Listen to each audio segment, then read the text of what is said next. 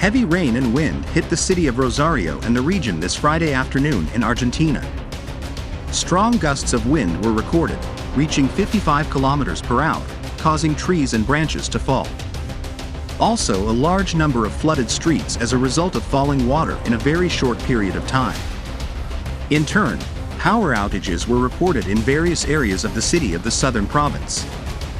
The National Weather Service issued an orange storm warning this Friday afternoon for areas in the provinces of Santa Fe, Entre Rios, Córdoba and Buenos Aires, which also extends as an yellow warning to the regions of Corrientes, San Luis, La Rioja, Santiago del Estero, Catamarca and Rio Negro.